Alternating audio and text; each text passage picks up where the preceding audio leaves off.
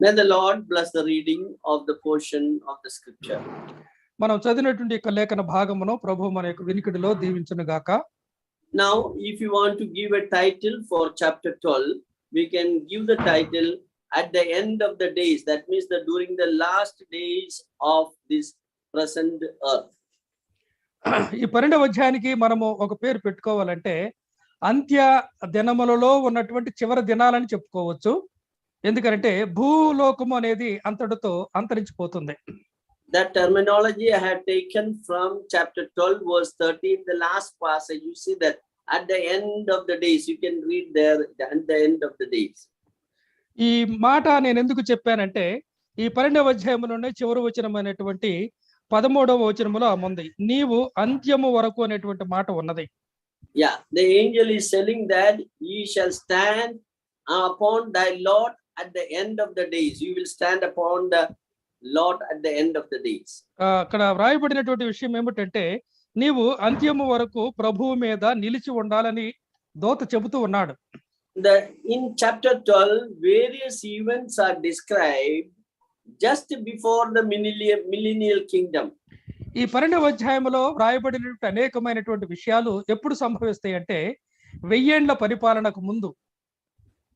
And there is a gap between the glorious coming and the millennial kingdom. ప్రభు మహిమలో ప్రత్యక్షమగుటకు Mille అనగా 1000 ఏండ్ల పరిపాలనకు మధ్య కొంతకాల వ్యవధి ఉంటుంది. As I told you, the glorious coming of Lord Jesus Christ will take place during the last day of the great tribulation. ప్రభు అయినటువంటి యేసుక్రీస్తు వారు మహిమలో ఎప్పుడు ప్రత్యక్షమవుతాడంటే ఈ మహాశ్రమల కాలం యొక్క చివరి దినమందు.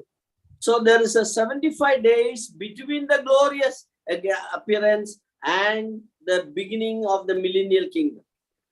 అయితే ప్రభు మహిమలో ప్రత్యక్షమైన తర్వాత 1000 ఏండ్ల పరిపాలనకు మధ్య 75 దినముల కాలం ఉన్నది. So we see in these passages that various events that is going to take place. ఆ కాలములో జరగనయ్యున్నటువంటి సంఘటనలు 12వ అధ్యాయంలో వ్రాయబడ్డాయి. Now let us look at the division of this chapter. ఈ యొక్క అధ్యాయాన్ని మనం ఈ రీతిగా విభజించుకోవచ్చు. In verse 1 we read about the great tribulation. మొదటి వచనము మహాశ్రమల కాలాన్ని గురించి తెలియజేస్తూ ఉన్నది. Now verse 2 and 3 describes about the resurrection, two resurrections. 2-3 వచనాలలో ఆ రెండు విధాలైనటువంటి మేలుకొనుట లేక పునరుద్ధానాల గురించి వ్రాయబడింది. The resurrection of the righteous ones and the resurrection of the wicked ones. ఈ రెండు పునరుద్ధానాలు ఒకటేమో నీతిమంతుల పునరుద్ధానము, మరి ఒకటేమో మరి దుష్టులైనటువంటి వారి పునరుద్ధానం. Now in verse 4 we see the two prophecies are made. 4వ వచనములో 2 ప్రవచనాలు ఉన్నాయి. That two prophecies are the signs of the end time. ఈ 2 ప్రవచనాలు కూడా అంత్య దినములకు సూచన. Yeah, from verse 5 to 13 5వ వచనం నుండి 13వ వచనం వరకు the prophet is describing 3 time periods. ఈ మధ్య కాలములో 3 కాలాలు ఉన్నాయి. Please note down, we will consider that in detail. ఈ విషయాలను మనము మరి సంగ్రహంగానే పరిశీలన చేద్దాం. Now look at that, the fourth division of this chapter. ఈ రీతిగా ఈ యొక్క అధ్యాయాన్ని 4 భాగాలుగా విభజించుకోవచ్చు. Number 1, the great tribulation. మొదటిగా మహాశ్రమల కాలం. Let us look into verse 1. మొదటి వచనాన్ని చూడండి. ఆ కాలమందు నీ జనుల పక్షంన నిలుచునట్టి మహా అధిపతియగు మిఖాయేలు వచ్చును. అప్పుడు నీ జనులు రాజ్యముగా కూడిన కాలము మొదలుకొని ఈ కాలము వరకు ఎన్నటికి నీ కలుగునంత ఆపద కలుగును. అయితే నీ జనులలో గ్రంథమునందు దాఖలైన వారెవరో వారు తప్పించుకొందురు. Yeah, we see here the great tribulation is described. ఇక్కడ మహాశ్రమల కాలాన్ని ఒక మాటలో ఇక్కడ రాశాడు, ఆపద అన్నాడు. Just yes.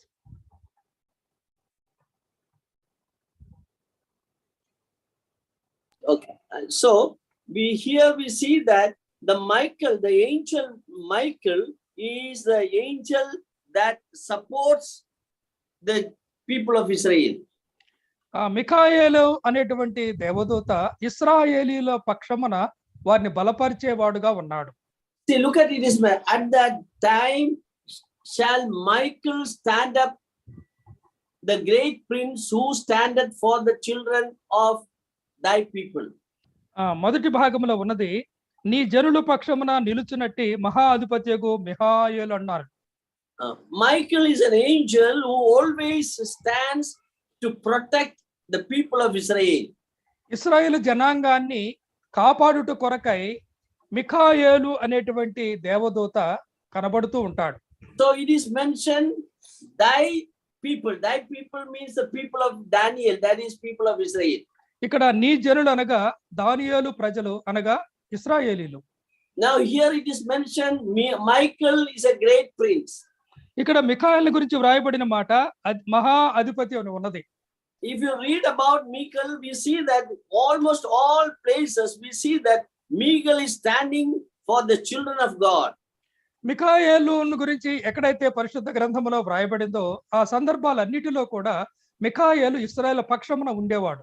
We know that Michael is a commander general of the army of God. అనగా దేవుని యొక్క సైన్యములో గొప్ప సేనాధిపతిగా మిఖాయేలు ఉన్నాడు. Whenever there is a war between Satan and the godly angels, we see that Michael is standing before them and he is fighting with the Satan's army. కాబట్టి సాతాను యొక్క దురాత్మల సమూహమునకు దేవదూతలకు మధ్య పోరాటము జరిగేటప్పుడు మిఖాయేలు అనేటువంటి మహాదూత ఆయన ముందుగా నిలుస్తాడు. So in one verse 1 you look at that, he says that there shall be a time of trouble. ఇక్కడ మనం చూసినట్లయితే మరి ఆపద కలిగే ఒక సమయము ఉన్నది. That trouble is described here, that as never, such as trouble has never occurred in the human history. అనగా మానవ చరిత్రలో ఎప్పుడూ కలగనటువంటి మహాశ్రమ అది. At that time the Michael will come and help the God's people. ఆ సమయములో ఆ కాలములో మిఖాయేలు వచ్చి ఇశ్రాయేలు పక్షమున నిలబడతాడు. If you want to know about that, again we see Mathew chapter 24 verse 21 you read. ఈ విషయము మరి స్పష్టంగా మనం తెలుసుకోవాలంటే మత్తయి సువార్త 24వ అధ్యాయము 21వ వచనం మనం చదవాలి. Yeah. For then shall be the great tribulation, such as was not since the beginning of the world to this time, nor ever shall be. లోకారంభము నుండి ఇప్పటి వరకును అట్టి శ్రమ కలుగలేదు, ఇక ఎప్పుడును కలుగబోదు అని ఉన్నది. So it is very clearly mentioned, verse 21 in English, it is called the great tribulation. English లో ఇది మహాశ్రమల కాలం అని ఉన్నది. So we see that there is a great tribulation. We know the total period is 3.5 years. ఈ యొక్క మహాశ్రమల కాలం యొక్క సమయం ఎంత అంటే 3.5 సంవత్సరాలు. So during this time, the Michael angel will come and protect the people of Israel. ఈ సమయంలో ఇశ్రాయేలు జనాంగమును కాపాటు కొరకై మిఖాయేలు వస్తాడు. And it is mentioned that God will deliver his people. ఆ సమయంలో దేవుడు తన ప్రజ అయినటువంటి ఇశ్రాయేలీయులను విడిపిస్తాడు. Look at that. At that time thy people shall be delivered.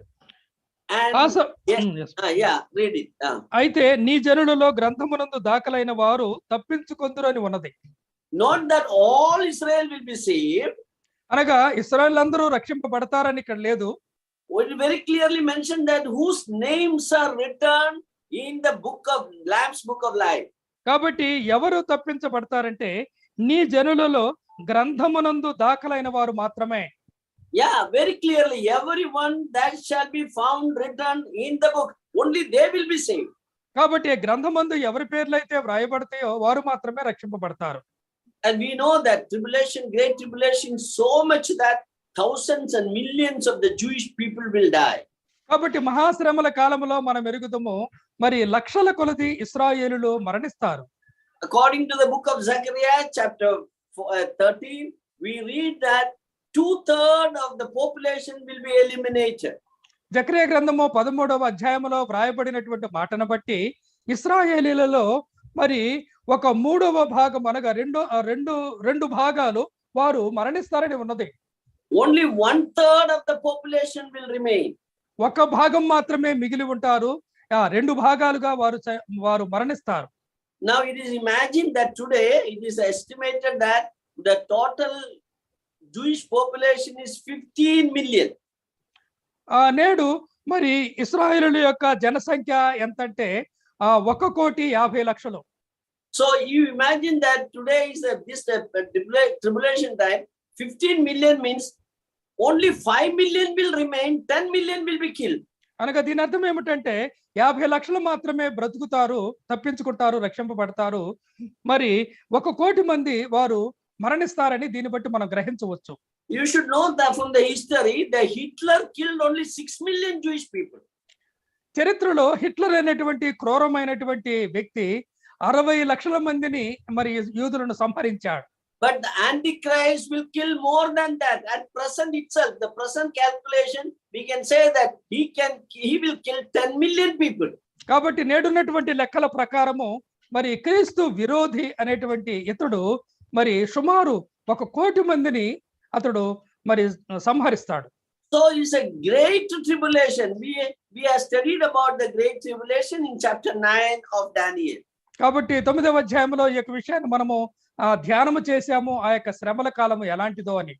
So this passage says that the Michael angel will help them, and only those names are written in the Lamb's book of life, they will be saved.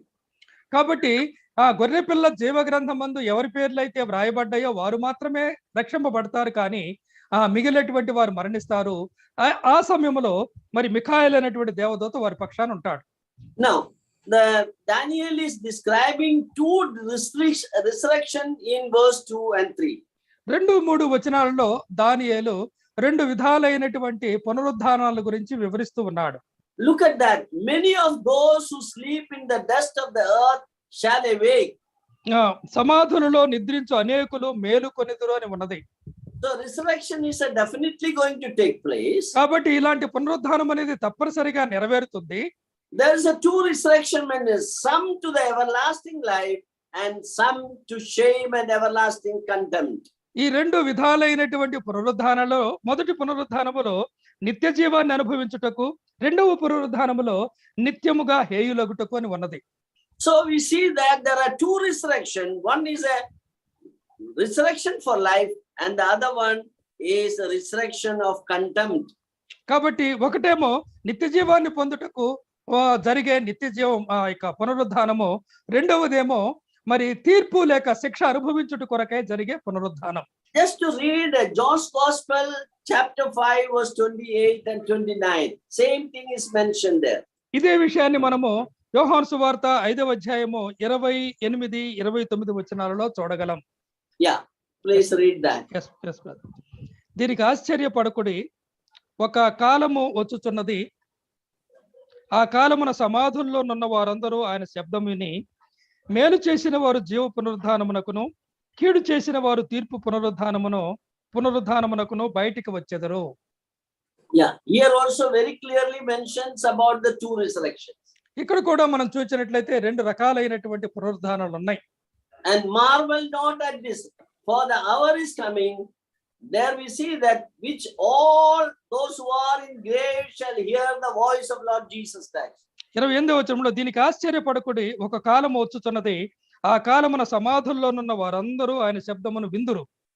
So those who have done good, they will be resurrected unto the resurrection of life. మేలు చేసినటువంటి వారు జీవ పునరుద్ధానాన్ని పొందుతారు. Daniel says it's an everlasting life.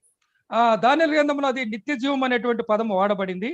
And we see that those who have done evil unto the resurrection of damnation. కాబట్టి కీడు చేసినటువంటి వారు తీర్పు పునరుద్ధానములో పాలు పొందుతారు.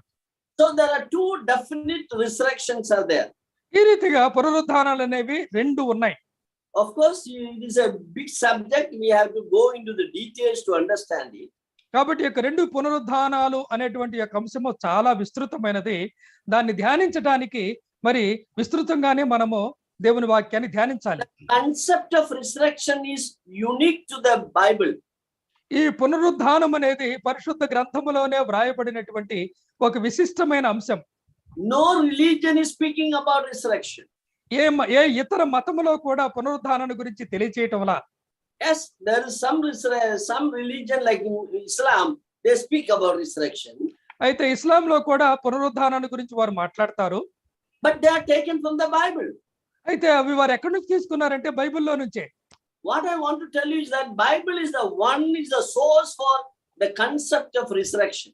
కాబట్టి మనము గ్రహించాల్సింది ఏమిటంటే ప్రాముఖ్యముగా పునరుద్ధానాన్ని గురించి ప్రత్యేకంగా చెప్పినటువంటి గ్రంథం ఏమిటంటే పరిశుద్ధ గ్రంథం మాత్రమే. This is one of the greatest hope of a believer. ఇది విశ్వాసులమైనటువంటి మనకు దేవుడు ఇచ్చినటువంటి ఒక గొప్ప నిరీక్షణ. Even if we die, one day we are going to be coming back into the life and we are going to get a resurrected body. కాబట్టి భూలోకములో మనం ఈ శరీరాన్ని విడిచినప్పటికీ కూడా ఒక దినాన మనము తిరిగి లేచి ప్రభు యొక్క సన్నిధిలో ఉంటాం. And if you read book of Revelation, it is mentioned that those who are the partakers in the first resurrection, they are the blessed ones. మనము ప్రకటన గ్రంథంలో మనం చూసినట్లయితే మొదటి పునరుద్ధానమునందు పాలు పొందు వారు ధన్యులు అనేటువంటి మాట వాడబడింది. So the resurrection of the life is also called as the first resurrection. కాబట్టి ఈ యొక్క జీవ పునరుద్ధానము అనేటువంటి ఈ పునరుద్ధానాన్ని గురించి మొదటి పునరుద్ధానం అని ఇక్కడ రాయబడింది ప్రకటన గ్రంథంలో. Why it is called the first resurrection? ఎందుకు దీనిని మొదటి పునరుద్ధానం అన్నాడు? Because they are those who are believers, they will be raised again. అనగా మొదటి పునరుద్ధానములో పాలు పొందివారు ఎవరంటే విశ్వాసులు మాత్రమే. Look at that in Revelation chapter 20, we read about that. దీని గురించి మనము ప్రకటన గ్రంథము 20వ అధ్యాయంలో చూడగలం. Verse 5 and 6 we will read. 5-6 వచనం. yes brother. 20వ అధ్యాయం 5-6 వచనాలు చదువుతున్నాను. ఆ 1000 సంవత్సరములు గడచు వరకు కడమ మృతులు బతుకలేదు. ఇదియే మొదటి పునరుద్ధానం. ఈ మొదటి పునరుద్ధానములో పాలుగల వారు ధన్యులను పరిశుద్ధులునై యుందురు. ఇట్టి వారి మీద రెండవ మరణమునకు అధికారము లేదు. వీరి దేవునికిని క్రీస్తుకును యాజకులై క్రీస్తుతో కూడా 1000 సంవత్సరముల రాజ్యము చేయుదురు. So the first resurrection, they are the blessed ones. కాబట్టి మొదటి పునరుద్ధానములో పాలు పొందువారు ధన్యులు. Somebody was reading this passage and he was telling that, Lord, even if I am not getting the first resurrection, give me the second one. ఒక వ్యక్తి ఒక సహోదరుడు ఈ యొక్క వాక్యాన్ని లేఖన భాగాన్ని చదువుతూ, యా దేవా నాకు మొదటి పునరుద్ధానములో పాలు లేకపోతే కనీసం రెండవ పునరుద్ధానములో పాలు ఇయ్యి అన్నాడు. See, there's no need of prayer. If you are not in the first, definitely you will be getting the second. కాబట్టి దీనికి ప్రార్థించాల్సిన అవసరమే లేదు. మొదటి పునరుద్ధానములో పాలు లేనటువంటి వారు తప్పనిసరిగా రెండవ పునరుద్ధానములో పాలు కలిగి ఉంటారు. I don't want to go into the detail. Let me tell you in brief. The first resurrection is the resurrection of the believers that is happening before the millennial kingdom. కాబట్టి ఈ యొక్క మొదటి పునరుద్ధానం అనగా 1000 ఏళ్ల పరిపాలనకు ముందు విశ్వాసులైనటువంటి వారు తిరిగి లేవటాన్ని గురించి చెప్పే ఈ యొక్క విషయం. All the resurrection that takes place before the 1000 years is called the everlasting resurrection or life or the first resurrection.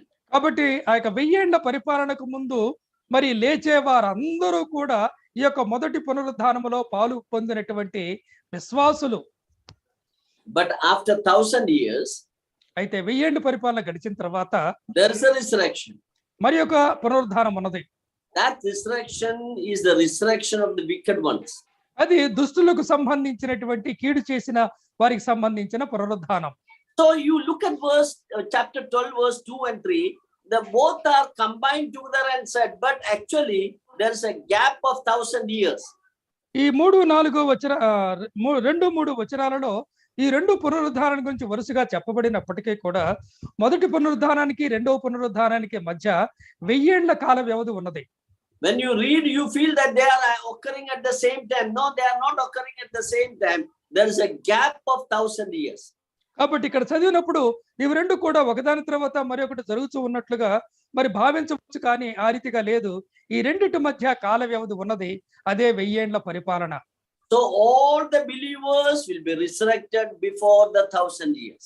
కాబట్టి 1000 ఏళ్ల పరిపాలనకు ముందు విశ్వాసులు 50 మంది కూడా తిరిగి లేపబడతారు. And all the unbelievers, they are going to be resurrected after 1000 years. వెయ్యేండ్ల పరిపాలన తర్వాత తిరిగి లేచేవారు ఎవరంటే అవిశ్వాసులైనటువంటి వారు మాత్రమే. This gives another idea for us. ఇది మరొక విషయాన్ని మనకు తెలియజేస్తున్నది ఏంటంటే, that means during the millennial kingdom no righteous man will die. అనగా దీన్ని బట్టి మనకి ఏమర్థమవుతుందంటే, వెయ్యేండ్ల పరిపాలన కాలంలో నీతిమంతులైనటువంటి వారు ఎవరూ కూడా మరణించరు. During the millennium death is there, అనగా వెయ్యేండ్ల పరిపాలనలో మరణం అనేది ఉంటుంది, but no righteous man will die during the millennium. కానీ మరి నీతిమంతులుగా ఉన్నటువంటి వారు, జీవించినటువంటి వారు మరణించరు. Only the sinners will die at that time. మరణించే వారు ఎవరంటే పాపులైన వారు మాత్రమే. That is why there is no resurrection of the righteous after 1000 years. అందువల్లనే వెయ్యేండ్ల పరిపాలన తర్వాత నీతిమంతులకు సంబంధించిన పునరుద్ధానం ఉండదు. So in verse 2 we read about that true resurrection with a gap of 1000 years. ఈ రీతిగా రెండవ వచనములో ఈ రెండు పునరుద్ధానాల మధ్య ఉన్నటువంటి కాల వ్యవధి 1000 సంవత్సరాలని చూచాం. The verse 3 gives the rewards are described. మూడవ వచనములో మరి యొక్క బహుమానాల గురించి వ్రాయబడింది. See, they that be wise shall shine like the brightness of the firmament. కాబట్టి బుద్ధిమంతులైతే ఆకాశ మండలములోని జ్యోతులను పోలివారై ప్రకాశిస్తారని ఉన్నది. Yes, we are going to shine like the stars in heaven. పరలోకములో మనము నక్షత్రముల వలె ప్రకాశిస్తాం. Again you see next person, they that turn many to righteousness as the stars forever and ever. కాబట్టి నీతి మార్గమును అనుసరించి నడుచుకున్నట్లు ఎవరు అనేకులను త్రిప్పుదురో వారు నక్షత్రము వలె నిరంతరము ప్రకాశించెదరని ఉన్నది. So we are going to be resurrected and we are going to shine like the stars in heaven. కాబట్టి మనము పునరుద్ధానము చెందుతాము, ఆ తర్వాత పరలోకములో మరి ప్రకాశిస్తూ ఉంటాం. The brightness of the star will vary from one star to the other. మనకు తెలుసు నక్షత్రాలలో వాటి యొక్క మహిమ వేరువేరుగా ఉన్నది. Here the writer Daniel is saying that the brightness will vary because some of them are speaking gospel to the sinners or they are getting saved. కాబట్టి ఇక్కడ ఎక్కువ మహిమ లేక ప్రకాశత అనేటువంటిది ఎక్కువ పొందుకుంటుంది. అది ఎవరికంటే అవిశ్వాసులైనటువంటి వారికి, పాపులైనటువంటి వారికి సువార్తను ప్రకటించి ప్రభు యొద్దకు నడిపించిన వారికి. Suppose you are winning a soul, definitely you will shine more or better than others. అనగా నీవు కనుక కొందరి పాపులను కనుక అనగా ప్రభు యొద్దకు కనుక నడిపించినట్లయితే నీకున్నటువంటి ఆ యొక్క ప్రకాశత ఇతరుల కంటే అధికంగా ఉంటుంది. Yeah, it's very clearly those who turn many to righteousness as the stars forever and ever. కాబట్టి ఎవరు అనేకులను త్రిప్పుదురో వారు నక్షత్రము వలె నిరంతరము ప్రకాశించెదరు అని ఉన్నది. At this time we have to remember about Daniel. ఈ సందర్భంగా దానియేలు మనం గుర్తుంచుకోవాలి, జ్ఞాపకం ఉంచుకోవాలి. Daniel chapter 4. దానియేలు గ్రంథము 4వ అధ్యాయం కనుక మనం చూసినట్లయితే, Daniel was so bold and mighty man who shared gospel with most powerful man in the world. కాబట్టి దానియేలు ఎలాంటి వాడంటే భూలోకములోనే మహా గొప్ప రాజు అయినటువంటి ఆ వ్యక్తికి సువార్తను ప్రకటించినటువంటి గొప్ప విశ్వాసి దానియేలు. The Nebuchadnezzar was the most powerful person at that time. ఆ సమయానికి మనం చూసినట్లయితే నెబుకద్నెజర్ అనేటువంటి రాజు గొప్ప చక్రవర్తి. No one can speak to him anything, and if anybody speaks against him, definitely immediately he will be killed. అతడు గొప్ప అధికారం కలిగినటువంటి రాజు కనుక అతని దృష్టికి అతనికి అనగా రాజుకు సంబంధించినటువంటి వేరే విషయాలు కనుక ఏమైనా ఆయనకి చెప్పినట్లయితే వ్యతిరేకంగా అతన్ని తప్పనిసరిగా వారు చంపుతారు. You read Daniel chapter 4, we see the boldness of Daniel to share the gospel to this mighty king. ఇలాంటి గొప్ప రాజుకి, చక్రవర్తికి దానియేలు సువార్త ప్రకటించాడంటే దానియేలులో ఉన్నటువంటి ఆ యొక్క ధైర్యాన్ని చూడండి. See, look at that. In Daniel chapter 4 verse 27, you see how Daniel is sharing gospel with him. కాబట్టి దానియేలు గ్రంథము 4వ అధ్యాయము 27వ వచనములో ఎంత ధైర్యముగా దానియేలు నెబుకద్నెజరుకు సువార్తను ప్రకటిస్తూ ఉన్నాడో రాయబడింది. 4వ అధ్యాయము 27వ వచనం చదువుతూ ఉన్నాను. రాజా, నా యోచన నీ దృష్టికి అంగీకారమగును గాక. ఒకవేళ నీవు నీ పాపములు మాని నీతి న్యాయములను అనుసరించి నీవు బాధ పెట్టిన వారి యందు కరుణ చూపిన ఎడల నీకున్న క్షేమము నీకిక మీదట నుండునని దానియేలు ప్రత్యుత్తరం ఇచ్చెను. Yeah, look at that. Daniel told him very clearly. He explained the dream and said that 7 years you are going to be, God is going to judge you. దానియేలు రాజైన నెబుకద్నెజరుకు వచ్చినటువంటి కళా భావాన్ని తెలియచేసిన తర్వాత దేవుడు మరి నిన్ను 7 సంవత్సరము శిక్షిస్తాడు అనే విషయం కూడా స్పష్టంగా చెప్పాడు. You will lose your kingdom. నీ రాజ్యం నీ యొద్ద నుండి పోతుంది. You will eat grass like an oxen. నీవు ఒక ఎద్దు వలె మా యొక్క గడ్డి మేస్తావని చెప్పాడు. You will dwell in the wilderness. Out of the palace you will dwell. అంతఃపురమునకు వెలుపల నీవు ఆ యొక్క గడ్డిలో లేక అరణ్యములో ఉంటావని చెప్పాడు. After explaining all the interpretation of the dream, ఈ రీతిగా మరి తనకు కలిగినటువంటి ఆ యొక్క కళ యొక్క భావాన్ని అంతటిని కూడా చెప్పిన తర్వాత in verse 27 Daniel says, 27వ వచనంలో దానియేలు ఏమంటున్నాడో చూడండి. O king, Raja, let my counsel be acceptable unto thee. కాబట్టి నా యోచన నీ దృష్టికి అంగీకారమగును గాక అంటున్నాడు. I want to tell you something very serious. అనగా ఒక గంభీరమైనటువంటి విషయాన్ని నీకు తెలియచేస్తున్నాను రాజా. You listen to my counsel. కాబట్టి నేను చెప్పే ఈ యొక్క మాటని విను. Then he says, break off thy sins. కాబట్టి నీ యొక్క పాపములు మాను అంటున్నాడు. You live a righteous life. By righteousness you have to break off the sin. కాబట్టి నీవు పాపములు మాని నీతి న్యాయములు కలిగి జీవించంటున్నాడు. Not only your iniquities are there, that also you have to remove. కాబట్టి నీ పాపములు మానివేయాలి, నీతి న్యాయములను అనుసరించి జీవించాలి. You show mercy to the poor. కాబట్టి పేదలైనటువంటి వారి ఎడల నీవు కనికరము చూపించాలి. If you listen my counsel, probably God will extend your normal life. కాబట్టి ఈ రీతిగా నేను చెప్పినటువంటి ఒక మాట కనుక నీవు ఆలోచన చేసి ఆలకించినట్లయితే మరి దేవుడు నీకు క్షేమాన్ని ఇస్తాడు. God will lengthen thy tranquility. అనగా నీకున్నటువంటి క్షేమాన్ని దేవుడు నీకు ఇస్తాడు అంటూ ఉన్నాడు. Very clearly gospel was shared to this man. కాబట్టి ఈ రీతిగా దానియేలు ఎంతో ధైర్యంగా ఆ గొప్ప రాజుకి సువార్తను స్పష్టంగా తెలియచేశాడు. King was not willing to accept it. అయితే రాజు మొదట దానిని అంగీకరించడానికి ఇష్టపడలా. Exactly one year God has granted him grace to accept it. కాబట్టి 1 సంవత్సరము కాలం అనేది దేవుడు మరి ఒక తరుణముగా రాజుకి ఇవ్వటం జరిగింది. But finally Nebuchadnezzar became a madman. కాబట్టి చివరిగా చూసినట్లయితే ఆ యొక్క తనకున్నటువంటి జ్ఞానాన్ని కోల్పోయాడు ఆ రాజు. He lost his tranquility. అనగా తనకున్న క్షేమం కోల్పోయాడు. After 7 years we see that he looked to the heaven and he confessed his sin and came to the Lord. కాబట్టి 7 సంవత్సరముల తర్వాత తాను పరలోకము వైపు దేవుని వైపు చూచి తన యొక్క పాపాలు ఒప్పుకున్నట్లుగా మనం చూడగలం. I always wonder this great man, the Daniel, boldness to share gospel to the most powerful man. కాబట్టి ఇలాంటి గొప్ప చక్రవర్తికి సువార్త ప్రకటించే విషయంలో మరి దానియేలుకు ఉన్నటువంటి ధైర్యము నిజంగా మనకెంతో ఆశ్చర్యాన్ని కలిగిస్తుంది. Finally Nebuchadnezzar got saved. ఈ రీతిగా మనం చూసినట్లయితే ఈ రీతిగా ప్రకటింపబడినటువంటి సువార్తను బట్టి అతడు రక్షింపబడ్డాడు రాజైన Nebuchadnezzar. Personally believe when we go to heaven we can see Nebuchadnezzar the king of Babylon there. కాబట్టి మనము పరలోకములో తప్పనిసరిగా ఆ రాజు అయినటువంటి నెబుకద్నెజర్ చూస్తాం. Chapter 4 of Daniel is a proof, that is a testimony of that king.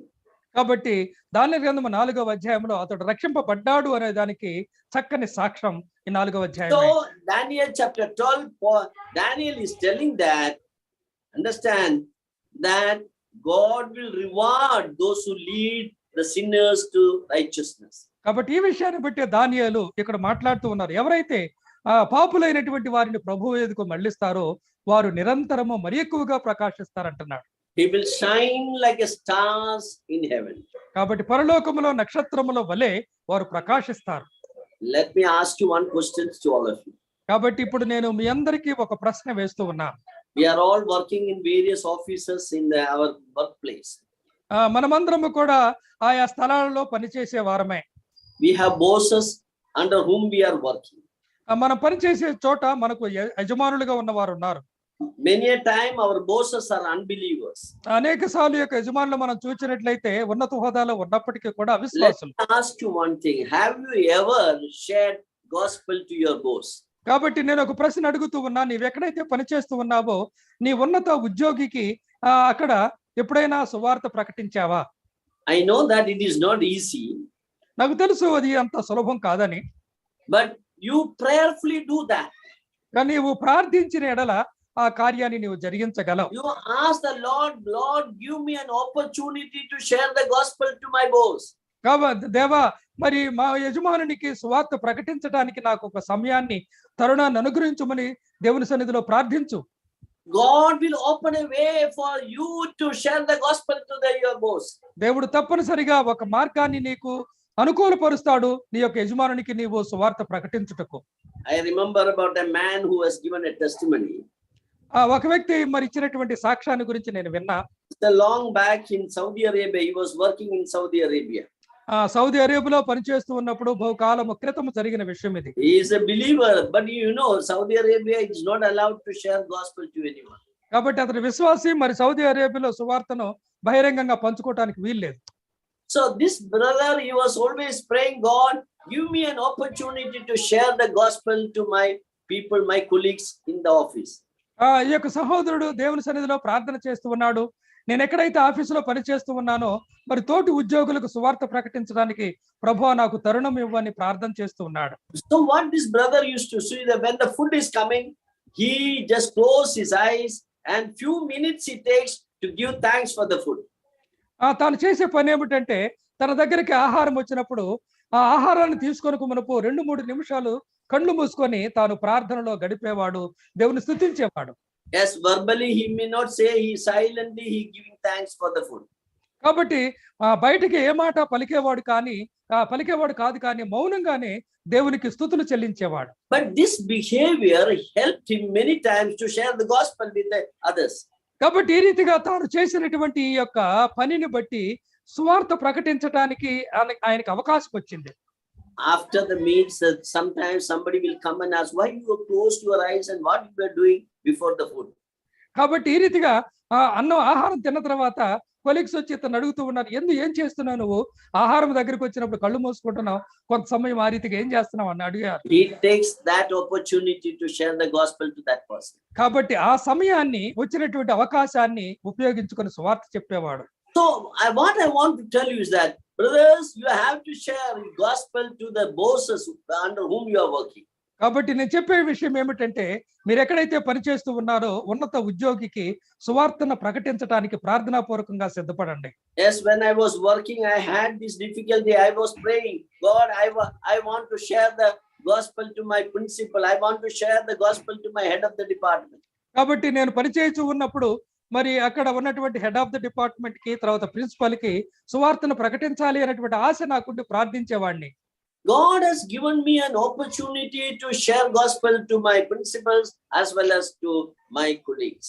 కాబట్టి నా తోటి సహోద్యోగికి అదే రీతిగా ప్రిన్సిపాల్ కూడా సువార్తను ప్రకటించడానికి దేవుడు నాకు తరుణాన్ని ఇచ్చాడు. Whether they are saved or not, that is another thing, but we should share gospel to them.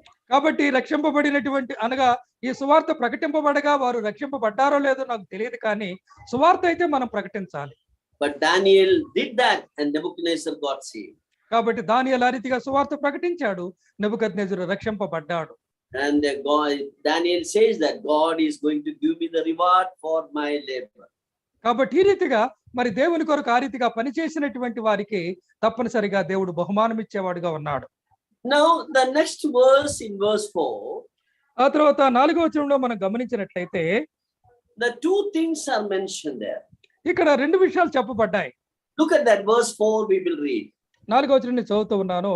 దానియేలు, నీవు ఈ మాటలను మరుగు చేసి అంత్యకాలము వరకు ఈ గ్రంథమును ముద్రింపుము. చాలా మంది నలుదిశలను సంచరించినందున తెలివి అధికమగును అని నాతో మాట్లాడు గాబ్రియేలును అతడు చెప్పెను. Yeah, here we see that he is telling, oh Daniel, you shut up the words and seal the book even to the time of the end. 4వ వచనము మొదటి భాగంలో దానియేలు, నీవు ఈ మాటలను మరుగు చేసి అంత్యకాలము వరకు ఈ గ్రంథమును ముద్రింపుము అన్నాడు. Then he gives two signs of the end time. ఆ అంత్యకాలానికి సంబంధించినటువంటి రెండు సూచనలు అక్కడ చెబుతూ ఉన్నాడు. Now, how you can understand whether you are living at the end time? అనగా అంత్యకాలంలో నీవు నివసిస్తున్నావో లేదో అనేది నీకు ఎలా తెలుస్తుంది? So here the Daniel is giving an sign, two signs of the end time. కాబట్టి అంత్యకాలము అని తెలియచేసే రెండు సూచనలు దానియేలు తెలియచేస్తూ ఉన్నాడు. Look at that. Many shall run to and fro. చాలా మంది నలుదిశలా సంచరిస్తారు. Yeah, people will, I think in Telugu the translation is sanjarichalu. That is the people will travel with a high speed. Yes. చాలా మంది ఎక్కువ వేగముతో నలుదిశలా సంచరిస్తారు. Next one. ఆ తర్వాత తెలివి అధికమవుతుంది. Knowledge shall increase. ఆ జ్ఞానం అధికమవుతుంది. See, this is very clear before our eyes. ఇది మన కళ్ళ ఎదుట నేడు జరుగుతూ ఉన్నటువంటి పరిస్థితి. These two signs are fulfilled in our time. మన కాలములో ఇవి రెండు కూడా సూచనలు నెరవేరినాయి. Around 1900, that is around 120 years ago, the aeroplane was discovered. 120 సంవత్సరముల క్రితము ఈ విమానం అనేది కనుగొనబడింది. There was no automobile, nothing was there about 100 years ago. 100 సంవత్సరముల క్రితము అసలు ఈ యొక్క మోటార్ వాహనాలు అనేవి లేనే లేవు. For the last 100 years, the speed of man's travel speed has increased. ఈ గత 100 సంవత్సరాలలో మానవుడు ప్రయాణము చేసే ఈ యొక్క వేగం అనేది మరి పెరుగుతూనే పోతుంది. Previously, people used to travel in a horse cart or maybe maximum chariot. That is the speedest thing they can run. కాబట్టి 100 సంవత్సరాల క్రితము జరిగే ఆ యొక్క ప్రయాణాలన్నీ కూడా ఎలా ఉంటుందంటే వారు ప్రయాణం చేసే రథాల మీద ఎక్కువ వేగంతో వారు ప్రయాణం చేయగలిగేవారు. So increase of speed is the present time event. కానీ నేటి దినాల్లో మనం చూసినట్లయితే ఈ యొక్క వేగం అనేది చాలా అభివృద్ధి చెందింది. Of course, our respected Prime Minister is want to start a bullet train from Mumbai to Ahmedabad. ప్రస్తుతం ఉన్నటువంటి మన ప్రధానమంత్రి గారు ముంబై నుండి అహ్మదాబాద్ కు బుల్లెట్ ట్రైన్ వేయాలని ఆలోచన కలిగి ఉన్నారు. Yeah, bullet train means a fast running trains. అనగా బుల్లెట్ ట్రైన్ అంటే చాలా వేగంగా వెళ్తుంది అది. Everybody wants to travel with a high speed. కాబట్టి ప్రతి వారు కూడా మరి అధికంగా మరి వేగంగా ప్రయాణం చేయాలని కోరుకుంటూ ఉన్నారు. So we know that in the world the speed of travel has increased. ఈ రీతిగా మనం చూస్తామో ప్రపంచం అంతటిలో కూడా నేడు గమనించినట్లయితే ప్రయాణం చేసే యొక్క వేగం అనేది అధికమైంది. Not only the speed, let me tell you, they are actually moving from one place to another. Their travel and tourism is increased. అనగా వేగం పెరగటం మాత్రమే కాకుండా ప్రదేశాలను చూడటానికి ఒక ప్రాంతం నుండి మరి ఒక ప్రాంతానికి వెళ్ళటం అనేది కూడా అధికమైంది. In the olden days, even few years before, people were not that interested in traveling place to place. గత కొంత కాలము క్రితము మనం గమనించినట్లయితే ప్రజలు ఈ రీతిగా ప్రయాణం చేసేవారు కాదు. Nowadays, even in 2 days holiday, if they get it immediately, they will pack and travel to another place. కాబట్టి నేటి దినాల్లో మనం గమనించినట్లయితే 2 దినాలు సెలవులు వస్తే చాలు ఆ 2 దినాలకి వారు ఎక్కడికో ప్రయాణమై వెళుతూనే ఉన్నారు. This is very clear from our own experience, our own observation, that the travel and tourism increase and people are traveling with a high speed. కాబట్టి నేటి దినాల్లో మన కళ్ళ ఎదుటే జరుగుతూ ఉన్నది మనుషులు వేగంగా ప్రయాణం చేస్తూ ఉన్నారు, ఒక ప్రాంతం నుండి మరొక ప్రాంతానికి సంచరిస్తూ ఉన్నారు. Okay, if you are not agreeing with my first statement, at least second one you will definitely agree. ఒకవేళ ఈ యొక్క మొదటి యొక్క మాటను కనుక మీరు సరిగా అంగీకరించకపోతే ఈ రెండో విషయాన్ని మాత్రం తప్పక అంగీకరిస్తారు. Now God is telling to Daniel at the end time the knowledge will increase. ఇక్కడ దానియేలుకు దేవుడు చెబుతూ ఉన్నది ఏమిటంటే రెండవ సూచన జ్ఞానం అనేది అధికమవుతుంది అన్నాడు. Yeah, look at that. For the last 10-15 years, if you look at that, maybe 20 years, if you look at that, the human knowledge is increasing like anything. కాబట్టి గత 20 సంవత్సరాలు కనుక మనము గమనించినట్లయితే అంతకు మునుపుకి తర్వాత ఎప్పటికీ ఉన్నటువంటి ఆ జ్ఞానములో ఉన్నటువంటి తేడా మనకెంతో అర్థమవుతూ ఉంది. Previous years, human knowledge increases, double the human knowledge doubles only after 500 years. గత అనగా 20 సంవత్సరాల క్రితము మనం చూసినట్లయితే 500 సంవత్సరములకు ఒక్కసారి ఏమైందంటే ఆ యొక్క జ్ఞానం అనేది రెట్టింపు అవుతుంది. Now today they are estimating that every 18 years the human knowledge doubles. కానీ నేడున్నటువంటి లెక్కల ప్రకారము ప్రతి 18 సంవత్సరములకు ఒకసారి మానవునికి ఉన్నటువంటి జ్ఞానం రెట్టింపు అవుతూ ఉన్నది. How you know that human knowledge is increasing so much? ఈ రీతిగా దేవుని మానవునికి ఉన్నటువంటి జ్ఞానము అధికమవుతుందని ఎలా చెప్పగలం? See, when I was a small boy, నేను చిన్నతనములో మరి చిన్నవాడిగా ఉన్నప్పుడు whenever study or read or understand, if I have any doubt, I will go to my daddy and mummy. నేను చదువుతూ ఉన్నప్పుడు నాకు ఏదైనా విషయం అర్థం కాకపోతే నేనేం చేసేవాడిని అంటే మా మమ్మీ దగ్గరికి లేకపోతే డాడీ దగ్గరికి వెళ్ళేవాడిని. Yeah, I believe that my daddy and mummy knows everything, and if any doubt is there, they will explain to me. అనగా అప్పుడు నాకున్నటువంటి అభిప్రాయం ఏమిటంటే నాకున్నటువంటి అనుమానాలను తీర్చగలిగినటువంటి జ్ఞానం నా తల్లిదండ్రులకు ఉంది. They have a lot of knowledge, so they impart the knowledge to me. My parents impart the knowledge to me. వారికి ఉన్నటువంటి వయస్సును బట్టి చదువును బట్టి వారికి ఉన్న జ్ఞానం నాకు దొరుకుతుందని అడిగేవాడిని మా నాన్న అమ్మని. But now what is the condition? ఇప్పుడు పరిస్థితి చూడండి. If I don't know something, I will ask my son, please tell me how this mobile is operating. Mobile సరిగా నేను ఆపరేట్ చేయడం రానప్పుడు నేనేం చేస్తాను, నేను నా కుమారుడిని అడుగుతాను. I will ask him, please let me know how this computer is working. Please teach me. కాబట్టి ఈ కంప్యూటర్ ఎలా పనిచేస్తుందో నాకు తెలియజేయమని నా కుమారుడిని నేను అడగాల్సి వస్తుంది. Recently I met one of my old friend. He was a very medical doctor. He was a great doctor. నేను ఈ మధ్యనే నా స్నేహితుడు మరి గొప్ప వైద్యుడు ఆయన కలవటం జరిగింది. So we wanted to take a selfie. మేము selfie తీసుకోవాలనుకున్నాం. Then we were struggling. The doctor also said, I don't know how to take a selfie. Doctor గారు కూడా అంటున్నాడు సెల్ఫీ ఎట్లా తీసుకోవాలో నాకు తెలియదు అంటున్నాడు. I was surprised. A doctor, very intelligent man, he says, I don't know how to take a selfie. మరి పెద్ద అనుభవం కలిగినటువంటి గొప్ప డాక్టర్ కానీ అంటూ ఉన్నాడు సెల్ఫీ ఎలా తీసుకోవాలో నాకు తెలియదు అంటున్నాడు. I said, you should have asked your child, small child, your grandchild will help you how to do it, because they are much more knowledgeable than we. నిజమే. మీరు అనగా ఈ విషయం నేర్చుకోవాలంటే మీ మనవడిని అడిగితే మనవళ్ళే ఆ విషయాలు తెలియజేస్తాడు అన్నారు. నిజమే, చిన్న పిల్లలకు నేడున్నటువంటి జ్ఞానం చాలా ఎక్కువగా ఉన్నది. Sometimes I surprise the small children how they fast they take the selfie, and we get surprised about that. చిన్నపిల్లలు మనం చూసినట్లయితే ఫోన్ తీసుకుంటారు, వెంటనే వాళ్ళు సెల్ఫీలు తీసుకోవడం అనేది మనకి ఎంతో ఆశ్చర్యం కలుగజేస్తుంది. This new generation, they know the things more than us. కాబట్టి ఈ తరములో ఉన్నటువంటి ఈ చిన్నవారు మనకంటే అనగా పెద్దవారి కంటే కూడా ఎక్కువ జ్ఞానం కలిగి ఉన్నారు. Sure that no one will say against this statement. Our knowledge is increased like anything. కాబట్టి ఈ విషయాన్ని అందరూ మరి ఏకీభవించవలసినటువంటి విషయం, ఎందుకంటే నేడున్నటువంటి దినాలలో జ్ఞానం అనేది ఎంతో అధికమైంది. Daniel says these are the two signs of the end time. కాబట్టి దానియేలు అంటూ ఉన్నాడు ఈ రెండు కూడా అంత్యకాలానికి సూచనలు. That means we are living at the end time. దీని అర్థం ఏమిటంటే మనం జీవించే కాలం అంత్యకాలం. You know, the Isaac Newton, a great scientist. మనకు తెలుసు ఐజాక్ న్యూటన్ అనేటువంటి గొప్ప శాస్త్రవేత్త.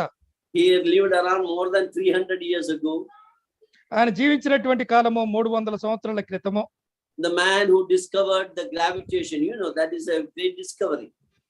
కాబట్టి భూమికి ఆకర్షణ శక్తి ఉంది అని కనుగొన్నది ఈయన, ఈ గొప్ప శాస్త్రవేత్త. And this scientist, he is not only a scientist, but he is a very good student of the Bible. ఈయన ఒక శాస్త్రవేత్త మాత్రమే కాకుండా మరి బైబిలును మరి చక్కగా అధ్యయనం చేసే మంచి విశ్వాస కూడా. He studied book of Daniel and book of Revelation. ఆయన ఏం చేశాడంటే దానియేలు గ్రంథం చదివాడు, అదే రీతిగా ప్రకటన గ్రంథం కూడా చదివాడు. And he has written a commentary on Daniel as well as the book of Revelation. చదివిన తర్వాత దానియేలు మీద తర్వాత ప్రకటన గ్రంథం మీద వ్యాఖ్యానం కూడా రాశాడు.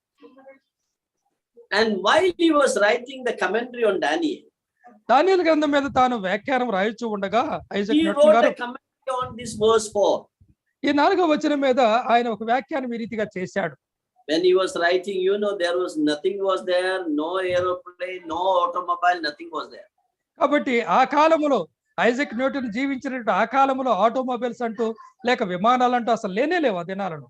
So he said that at the end time people will move with a high speed. ఆయన ఏమన్నాడంటే ఆ వ్యాఖ్యానములో, అంత్య దినాలలో ప్రజలు ఎక్కువ వేగముతో ప్రయాణం చేస్తారు అని అన్నాడు.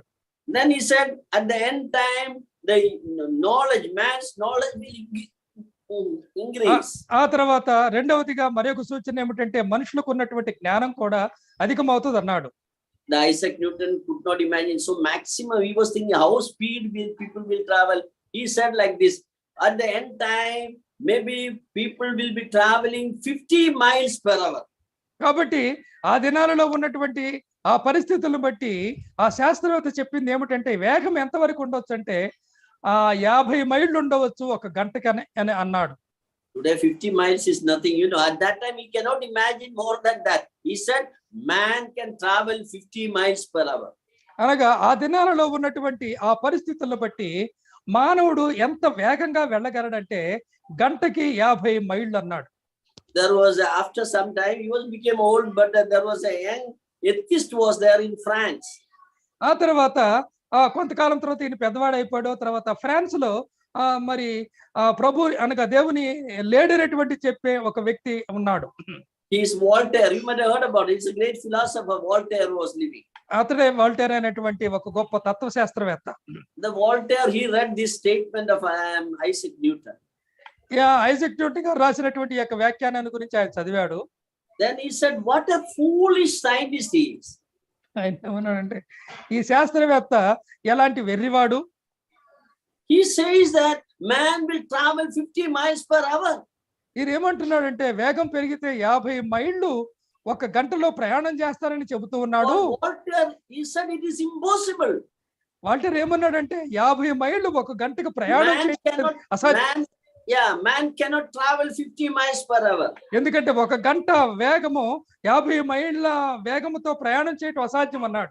So Voltaire said if a man travels 50 miles per hour, ఆయన ఏమన్నాడంటే 50 మైళ్ళ వేగముతో కనుక ఒక వ్యక్తి ప్రయాణం చేస్తే he will die of heart attack. అతడు తప్పనిసరిగా గుండెపోటు వచ్చి మరణిస్తాడన్నాడు. This is the idea the Voltaire had in his mind. అనగా ఆ దినాలలో ఉన్నటువంటి వాల్టేర్కు ఉన్నటువంటి ఆ యొక్క అవగాహన. But we know that today not 50 is nothing. We travel 500,000, thousands and thousands of miles per hour. కాబట్టి నేటి దినాలలో 50 అనేది అసలు సంఖ్యే కాదు. మరి 500, 1000, వేలకు వేలు మైళ్ళు ఒక గంటలో ప్రయాణం చేస్తూ ఉన్నటువంటి దినాలు నేటి దినాలు. I always imagine, suppose the Voltaire comes and see the people out traveling today. నేను ఎప్పుడు అనుకుంటా ఉంటా ఈ దినాలలో జరుగుతూ ఉన్నటువంటి యొక్క ప్రయాణాలను కనుక వోల్టేర్ వచ్చి చూస్తే surely Voltaire will die of heart attack. ఈ వేగాన్ని తర్వాత ఈ ప్రయాణాలను చూసి ఆ వాల్టేర్ తప్పనిసరిగా గుండె కొట్టుకొని చనిపోతాడు. He could not imagine. కాబట్టి ఆ దినాలలో మరి ఈ విషయం అనేది అసలు అంచనాకు రాలా. Bible is true, the people travel in high speed. కాబట్టి బైబిల్ ఎంత స్పష్టంగా విషయాలు తెలియజేస్తుందో చూడండి, మనుషులు వేగంగా ప్రయాణం చేస్తారు. So the God has given two signs of the end time. కాబట్టి అంత్యకాలానికి సంబంధించి దేవుడు 2 సూచనలు ఇచ్చాడు. And all these signs are visible before our own eyes. కాబట్టి 2 సూచనలు కూడా మన కళ్ళ ముందు నేడు జరుగుతూ ఉన్నాయి, మనం చూస్తూ ఉన్నాం కూడా. Yes, we are living at the end time. దీన్ని బట్టి మనకు అర్థమయ్యేది ఏమిటంటే మనం ఉన్నది అంత్యకాలం. Yes, the coming of the Lord is very, very near. మన ప్రభు యొక్క రాకడ బహు సమీపంగా ఉంది. So as the Lord's coming is very near, let us prepare ourselves for his coming. ప్రభు యొక్క రాకడ సమీపంగా ఉండగా ప్రభు రాకడ కొరకు మనము సిద్ధపడి ఉందాం. May God bless this words to our hearts. మన ఎదుటికి దేవుడు తీసుకుని వచ్చినటువంటి యొక్క తలంపులను ప్రభు మన కొరకు దీవించును గాక. If God willing, I will take one more class on this particular chapter 12, and if God willing, we will complete by next week. కాబట్టి ప్రభు చిత్తం అయితే మరి యొక్క తరగతితో ఈ దానియేలు గ్రంథం అనేది మనము పూర్తి చేద్దాం. Yeah, we have extended this study for a long time. I don't want to extend again, so I would like to complete it by next week. కాబట్టి ఇప్పటికే చాలా మరి వారాలు మనము దీన్ని ధ్యానం చేయటంలో తీసుకున్నాం. అయితే వచ్చే వారముతో దీన్ని ముగించాలని ఆలోచన కలిగి ఉన్నాం. Let us thank God for helping us to study these messages. కాబట్టి ఈ రీతిగా మరి దేవుని యొక్క వాక్యాన్ని క్రమంగా చదువుటకు ప్రభు ఇచ్చిన సమయాన్ని బట్టి ప్రభువును స్తుతిస్తూ ఉన్నాను. Thank you. Thank you.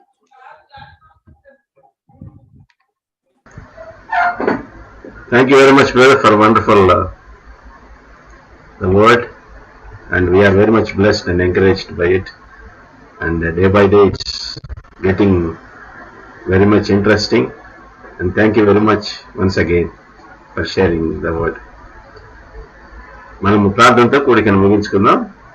మన మధ్య శాంసన్ అంకుల్ ఉన్నారు. అంకుల్ శాంసన్ ఉన్నారు. ప్రార్థన చేస్తే కూడికను ముగించుకుందాం.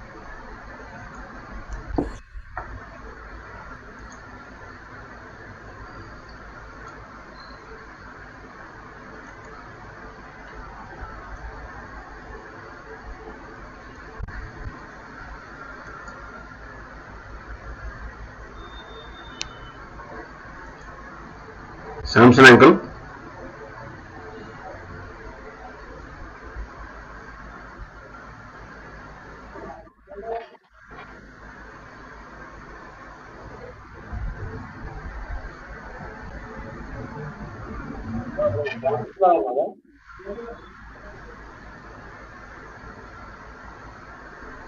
సరే సోదరు జోఫర్ ప్రార్థన చేస్తారు.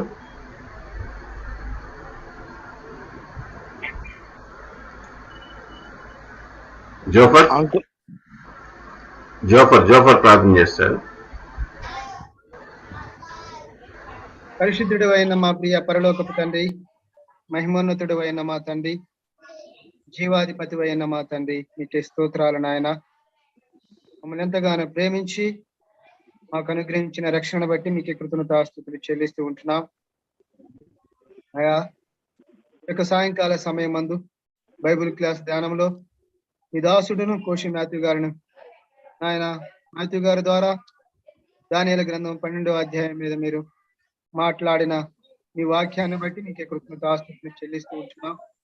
దాసుని ద్వారా అనేకమైన గూఢమైన సంగతులను, దాగి ఉన్న గూఢమైన మర్మాలను మీ దాసుని ద్వారా మాకు వినిపించారు. అందుని బట్టి మీకే కృతజ్ఞతాస్తుతులు చెల్లిస్తూ ఉంటున్నాం. అయా ఇంకను మీ దాసుని మీ జ్ఞానంతో నింపి ఇంకను మీ బహుగా మీ పరిచర్యలో వాడుకోమని ప్రార్థిస్తూ ఉంటున్నాం. సహాయం చేయండి. ఎంతగానో మరి ప్రయాసపడి మీ స్వరక్తం ఇచ్చి సంపాదించుకుని ACCA స్థానిక సంఘం ద్వారా మీరు జరిగిస్తున్న పరిచర్య నిమిత్తమై మీకే కృతజ్ఞతాస్తుతులు చెల్లిస్తూ ఉంటున్నాం. సంఘమును అభివృద్ధి పరచండి, విస్తరింప చేయండి, అనేక నూతన ఆత్మను సంఘంలో చేర్చండి నాయన. సహాయం చేయమని ప్రార్థిస్తుంటున్నాం. సంఘ పెద్దలకు మీ మెండైన జ్ఞానాన్ని అనుగ్రహించండి. ఆయన ప్రయాసపడి ఆయన పరిచర్య జరిగిస్తూ ఉన్నారు. అందుని బట్టి మీకే కృతజ్ఞతాస్తుతులు చెల్లిస్తూ ఉంటున్నాం. అయా మరి ఇంతవరకు మీరు చేసిన సహాయాన్ని బట్టి మీకే కృతజ్ఞతాస్తుతులు చెల్లిస్తూ ఉంటున్నాం. విన్న వాక్యాన్ని మేము నెమర వేసుకుంటూ అటు రీతిగా జీవించగలిగినట్లు కూడా మీ కృప అనుగ్రహించమని ప్రార్థిస్తుంటున్నాం. సహాయం చేయండి. ఇంతవరకు మీరు చేసిన సహాయాన్ని బట్టి మీకే కృతజ్ఞతాస్తుతులు చెల్లిస్తూ మా ప్రభును మా రక్షకుడైన యేసుక్రీస్తు నామమున స్తుతించి ప్రార్థించి అడుగుచున్నాం మా ప్రియ పరలోకపు తండ్రి.